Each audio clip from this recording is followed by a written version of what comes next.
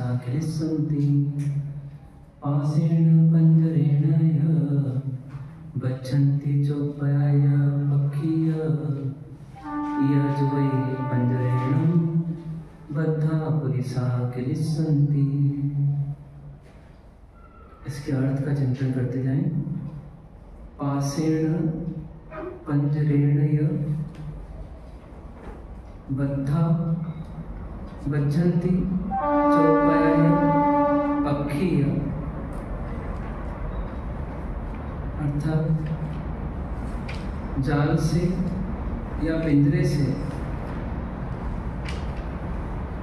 चार पैर वाले चतुष्पद और उड़ने वाले पक्षी बांधे जाते हैं, यह पूरे जगत में ज्ञात है। ठीक उसी प्रकार से यह जुवई पंजरेणम,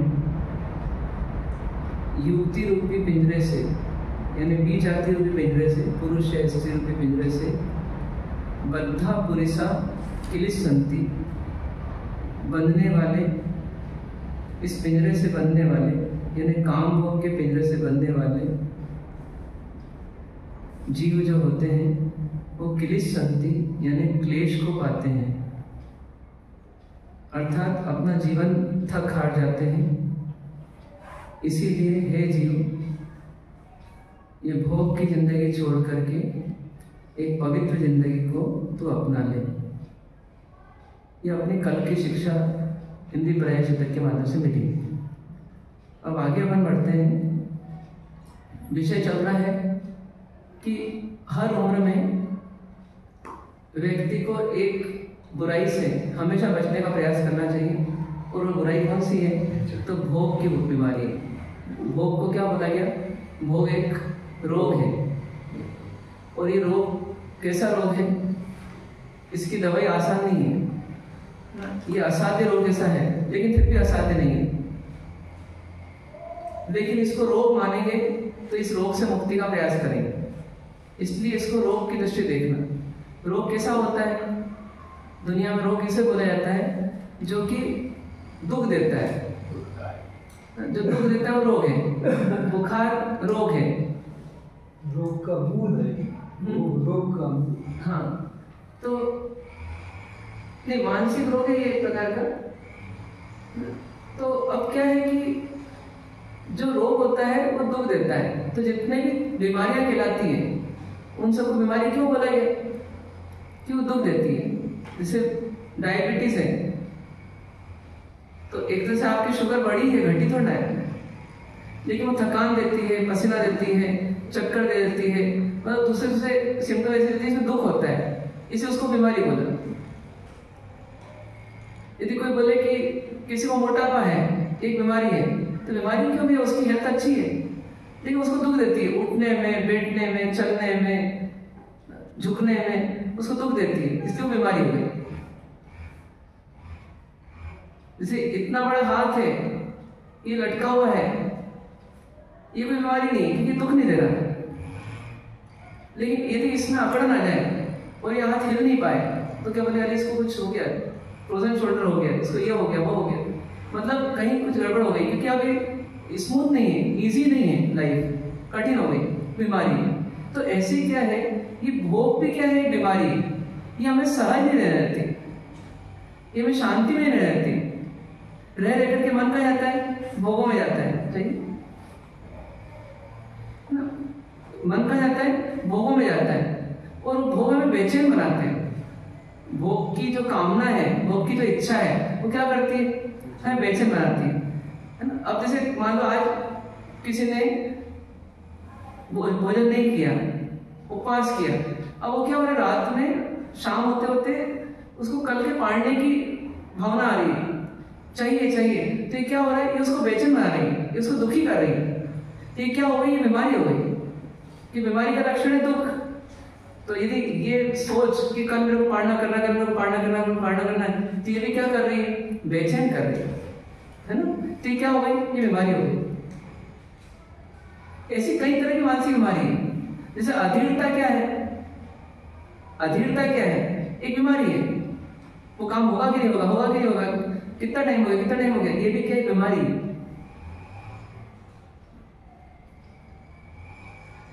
चिंता भविष्य की, ये भी क्या है, बीमारी है। मेरा क्या होगा, मेरा क्या होगा, मेरा क्या होगा, ये बीमारी है। जो भी मानसिक चिंतन हमारे भीतर में दुख पैदा करे, समझिए वो क्या है, बीमारी। तो भोग क्या चीज हुई, भोग की कामना क्या चीज हो गई, ये बीमारी हो गई। दिन रात एक ही चीज दिखती है, भोग भोग भोग, ये क्या हो गई, बीमारी हो गई।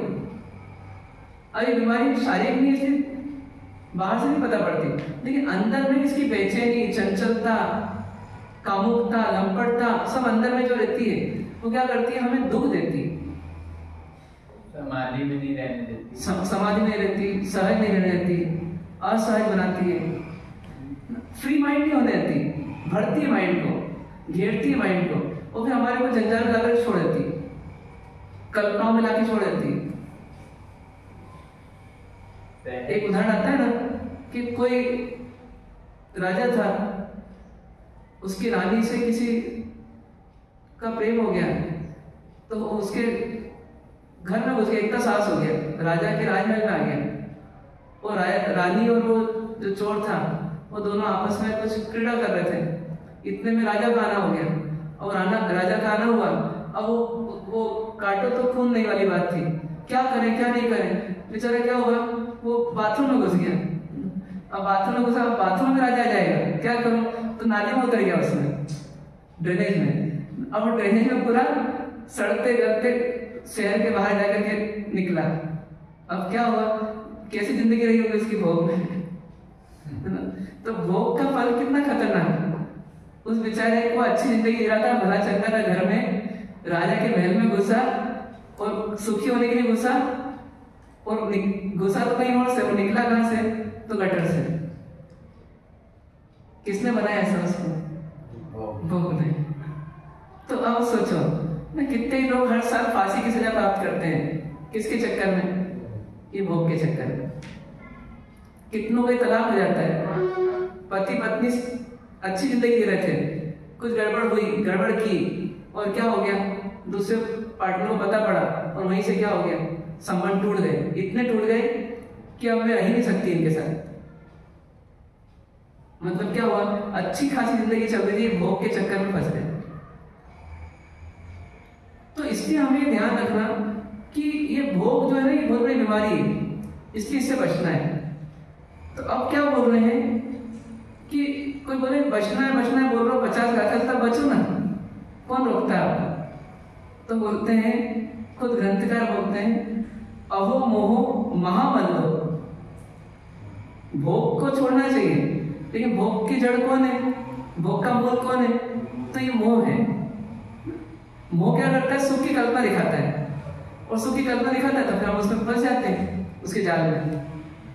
बहुत सुख मिलेगा, बहुत सुख मिलेगा, तो फिर उसकी कल्पनाएं करते हैं, और कल्पना के चित्रकार भी हमें रहते हैं, और उसमें आसक्त भी हमें हो जाते हैं, और फिर हम फंस जाते हैं। तो क्या बोलते हैं, अहो मोहो। अहो मतलब यहाँ पर बहुत खेद का विषय है, बहुत पीड़ा का विषय है, ऐसा बहुत बताना चाह रहे हैं। मोह महामल्लो, ये मोह कैसा है, महामल्ल है। महामल्ल मतलब क्या होता है, हाँ, बहुत बड़ा पहलवान है, मतलब जैसे वर्ल्ड चैंपियन है पहलवानी में। अब उससे लड़ना है आपने को, कोई वर्ल्ड चैंपियन है पहलवान, और उससे दुबले पतले व्यक्ति को लड़ना है, लड़ सकता है। हाँ, उसकी कमजोरी बताओ नहीं थी।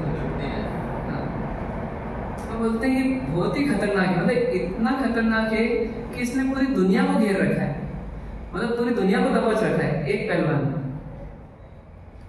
बोलते हैं जेनम अम्हारी सा भी हो, मतलब इस पहलवान से, जेना मतलब जिससे, अम्हारी सा भी हो, हमारे जैसे भी। ग्रंथकार भगवान क्या बोल रहे हैं, मेरे जैसे भी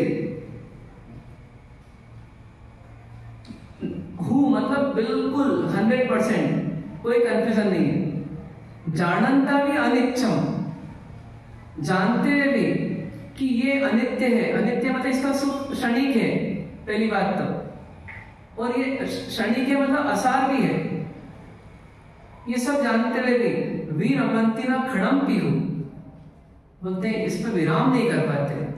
कितने क्षण के लिए? बोले खड़म पीहू, एक क्षण के लिए विराम नहीं कर पाते। इतना खतरनाक है। मतलब वास्तव में देखा जाए तो जैसे पहले ही बात आई कि बड़े बड़े मुनिराज, छोटे छोटे भी नहीं, बड़े बड़े मुनिराज इसकी गिरफ्त में आ गए। जैसे रत्नवेदी की कई बार बात की अपन ने। फिर एक बार सोचे कि गुफा में है, पूरा एकांत है, कितने जानवरों की डर से उन्हें मुक्ति पाई होगी, तब जाके गुफा में साधना कर रहे हैं निश्चिंतता के साथ। अंधेरी गुफा है, बियाबान जंगल है, कोई देखा जाए तो साधना में पूरी तरह तत्पर है, तभी वहां जाके बैठे हैं और उस गांव में मोक्ष जाने वाले हैं और नेमिनाथ भगवान के भाई हैं और सब छोड़ के आए, और सब छोड़ के आए, राजपाट वगैरह सब और रानियां सब, हाँ सब रानियों को छोड़ के आए। इतना सब जबरदस्त सत्र है उनका, जो बहुत प्रेम करती हो। हाँ, जो बहुत प्रेम करती होंगी, सुंदरियां होंगी, उन सबको छोड़ के आए।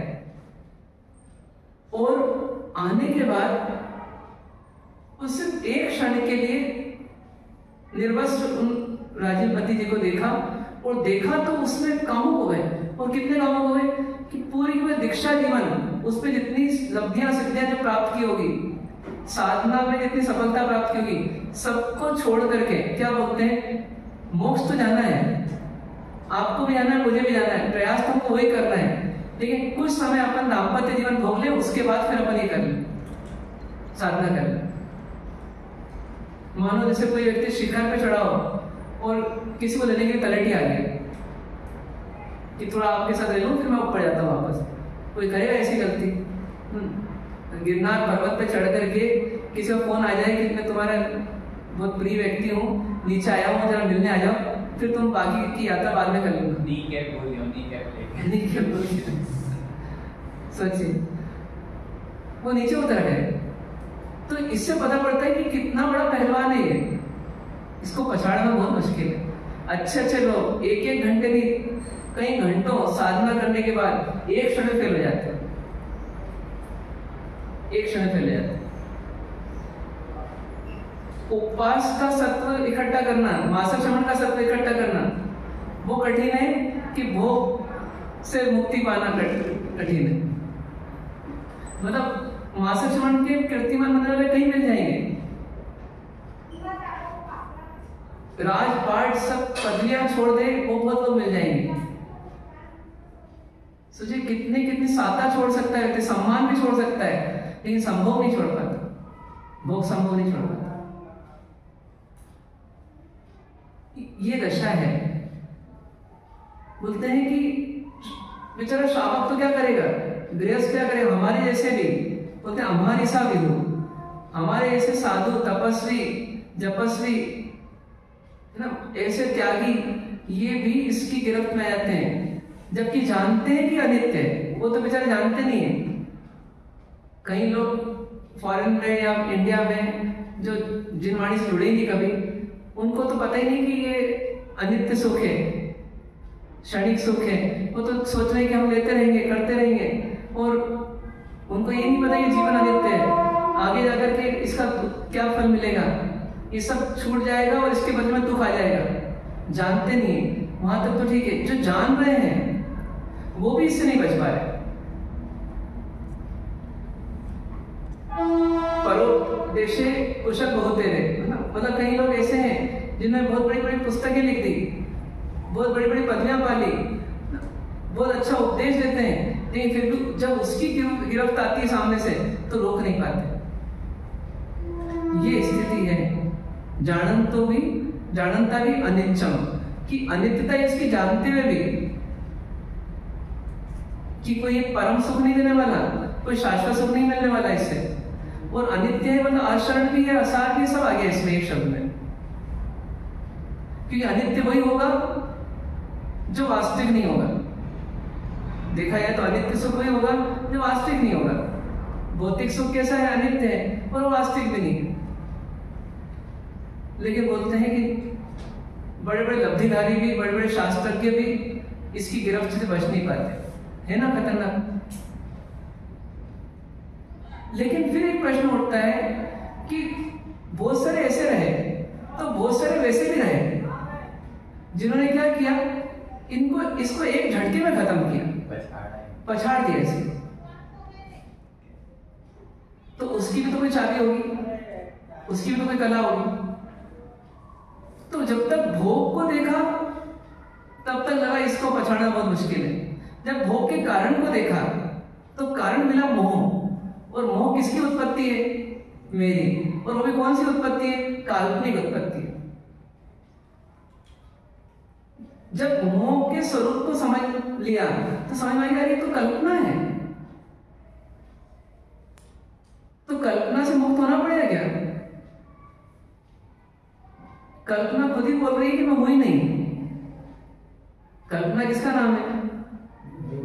हाँ, भ्रम का नाम, मतलब जो है ही नहीं। जो है ही नहीं उससे बचना है। तो ये तो वो वाली बात हुई कि मुझे लग रहा है कि मेरे पीछे कोई भूत खड़ा है और मैं बहुत डर रहा हूँ, पसीना पसीना हो रहा हूँ, और मेरे को लग रहा है कि कोई नहीं बच सकता इससे। और जिसको वास्तव में ऐसा अंदर में साइकोलॉजी हो जाती है, वो क्या करता है, वो इतना डरता है कि मानो उसको लग रहा है कि मतलब वास्तव में कोई बहुत भयानक चीज आ गई। लेकिन जब उसको थोड़ी सी मति खुल जाए, उसका विवेक जागृत हो जाए, उसको लगे अरे ये कुछ भी नहीं है, ये कल्पना है मेरी, कोई आगे खड़ा नहीं है, मैं कमजोर हूं इसलिए मुझ पर वो हावी हो रहा है ऐसा मुझे लग रहा है। जैसे ही मैं अपनी शक्ति को पहचानूंगा, मेरा आत्मविश्वास बढ़ाऊंगा, तो ये मैं जो सोच रहा हूँ कि कोई भूत आ गया है, कोई कुछ मेरे को कर रहा है, कोई ऊपरी बाधा है, ये कुछ है ही नहीं। बताइए उसको ठीक होने में कितना समय लगेगा? मतलब प्रॉब्लम बहुत बड़ी भी है, वर्ल्ड वाइड है, और प्रॉब्लम की जड़ पे जब जाओ तो प्रॉब्लम है ही नहीं, प्रॉब्लम सिर्फ कल्पना में है। तो बताइए कठिन है कि सरल है इस मोह को पछाड़ना? बोलो मैथ्यू जी, कठिन है कि सरल है?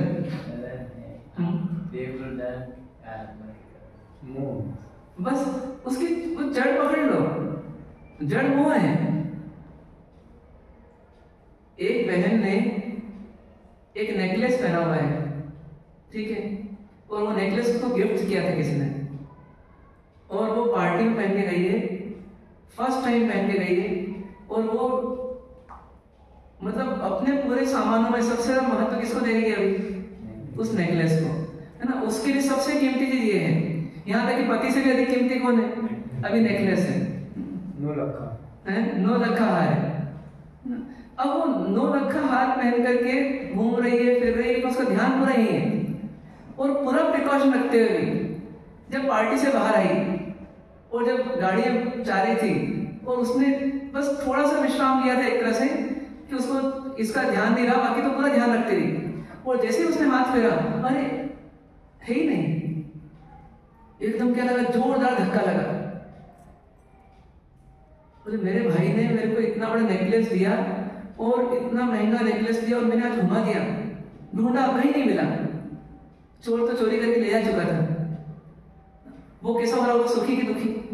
वो बहुत सुखी हो रहा है, और ये बहुत दुखी हो रही।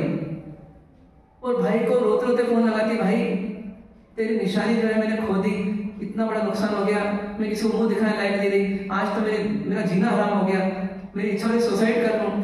तो भाई बोलता है क्यों फिक्र क्यों करती? बोले तो नकली था। नहीं कोई द्वेष नहीं, उसको कितनी खुशी मिलेगी, अरे मैं बच गई। तो उसका गया था कि नहीं गया था? कुछ नहीं गया, नकली था वो तो। ऐसे ये मोह जो है, ये भोग का सुख जो है, ये नकली है। जिसको ये मोह समझ में आ जाए कि मैं मोह कर रहा हूं फालतू, मुझे लग रहा है मैं सुखी इससे हो रहा हूं, जबकि इससे सुखी नहीं हुआ आज तक, तो फिर ऐसे मुनिराज बनने वाले चक्रवर्ती भी क्या करते हैं, इतनी हजारों रानियों को छोड़ के निकल पड़ते हैं। कैसे ताकत आ जाती? सच को जान लेता है। वो रत्नेमी को क्षण भर के लिए प्रॉब्लम आई, लेकिन वही रत्नेमी वापस साधना में लग गए। गुफा से बाहर भी जाना पड़ा उनको आलम्बन लेने के लिए।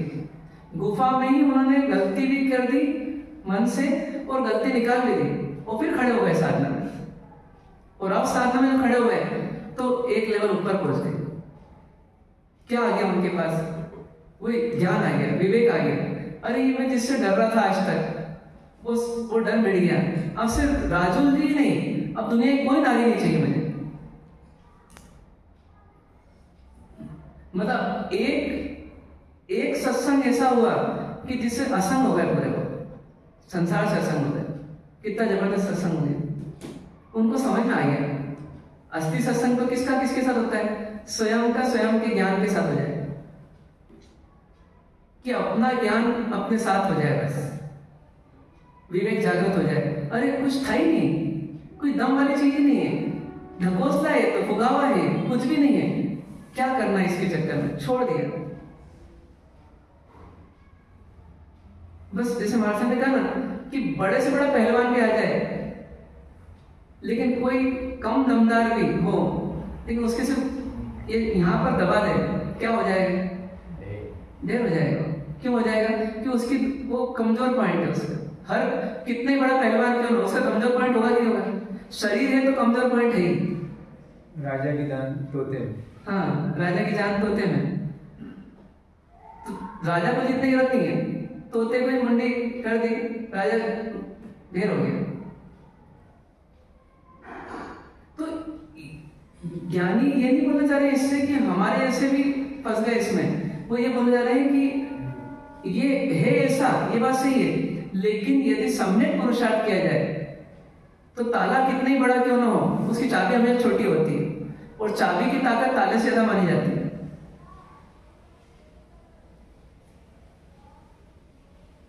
फिर क्या बोलते हैं? बोलते हैं जुवई सह पुणंतो संसर्गिम पुणई सैल दुखेहिम नहीं मुस्कान संगो होई सुहो सह बिड़ालाहिम। इसको कल फिर छोड़ते हैं अपन, है ना? चिंतन करना है अपने को कि वास्तव में मोह को देखने के दो दृष्टिकोण हो गए, भोग को देखने के दो दृष्टिकोण हो गए। एक भोग वह है जो हम पर हावी है, और एक भोग वह है जिस पर हम हावी हैं। भोग का वह रूप कि हे सुख और मुझे नहीं मिल रहा है, ऐसी दृष्टि होगी तो भोग हम पर हावी हो जाएगा। और एक भोग के प्रति वह दृष्टि जिसमें सुख है ही नहीं, और मैं व्यर्थ पुरुषार्थ कर रहा हूं, व्यर्थ पसीना बहा रहा हूं, व्यर्थ बेचैन हो रहा हूं, तो क्या हो जाएगा? वो भोग पर हम हावी हो जाएंगे। अब भोग हमारे हिसाब से रफा-दफा हो जाएगा। तो हमें वो अभ्यास करना है, ठीक है ना? कल कुछ अभ्यास दिया था आप लोगों को, क्या होगा बताइए। हाँ,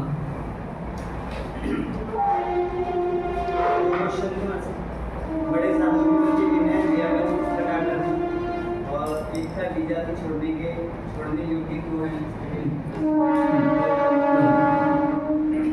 सुनिएगा। तो बड़े साधुओं के प्रति विनय व्यापक किस प्रकार करना, तो इसको कैसा करते हैं? कल पे रखते हैं इसको, कल विषय आएगा और ये वाला बीजाति छोड़ने योग्य क्यों है, इसके लिए 10 चिंतन जो थे उसमें जिस प्रकार जहर कितना भी सुंदर बोतल में रखा हुआ क्यों ना हो, वह ग्रहण करने योग्य नहीं है, उसी प्रकार बीज जाति कितनी भी सुंदर काया में लपेटी हुई क्यों ना हो, जहर के जैसी ही है और हमारा नाश करने वाली है, इसलिए छोड़ने जैसी है। दूसरा पॉइंट है, बीज जाति का संपर्क हमारे ज्ञान और विवेक को भ्रष्ट कर देता है और हमें हमारे लक्ष्य से भटका देता है, इसलिए वो छोड़ने जैसी है। सर्प का काटा हुआ केवल एक भाव में ही दर्द पाता है, किंतु बीजाति को भोगने की कल्पना मात्र ही भाव में दुख देने के लिए पर्याप्त है, इसलिए वो छोड़ने जैसी है। अनंत भावों में किया गया भोग आज तक भी हमें तृप्त नहीं कर पाया, तो आगे भी इससे तृप्ति की कोई गुंजाइश नहीं है, इसलिए भी ये छोड़ने जैसी है। बीजाति महाभयंकर नागिन के समान है जो डसे बिना हमें नहीं रहेगी, इसलिए भी ये छोड़ने जैसी है। जिस प्रकार पिंजरे में बंद सिंह, सर्कस में रहा शेर, सांकल में बंधा महाकाय हाथी शक्तिशाली होकर भी अपनी शक्ति को नहीं पहचानते, और वैसे ही बीजाति के बंधन में बंधा मानव भी अपनी शक्ति को भूल जाता है और अपने पक्ष से भ्रष्ट हो जाता है, इसलिए यह छोड़ने जैसे है। बीजाति के संपर्क में आने से महान पंडित, महात्मा, तपस्वी, योगी, साधक, उग्र संयमी भी अपने पतन को नहीं बचा पाते, तो हमारी क्या औकात है, इसलिए यह छोड़ने जैसी है। बड़े बड़े हथियारों के सामने, तीर और तलवार के सामने शक्तिशाली व्यक्ति के सामने युद्ध जीतना आसान है, परंतु विजाति के नैनों के कटाक्ष से जीतना महाभयंकर दुष्कर है, इसलिए यह छोड़ने जैसा है।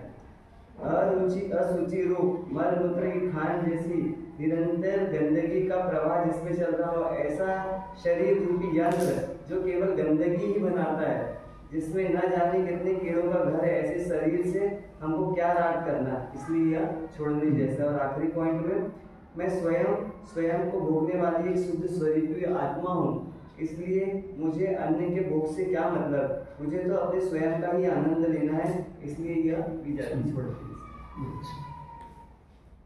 ठीक है, आपने बनाया कुछ? ठीक है, चिंतन करना है इसका, ये 10 पॉइंट का, और ऐसे अपने अपने 10 पॉइंट भी शेयर करना आपस में एक दूसरे को, जिससे और पॉइंट्स और ज्ञान अपना विस्तृत हो। ठीक है, ओम शांति। श्री सद्गुरु करुणा सिंधु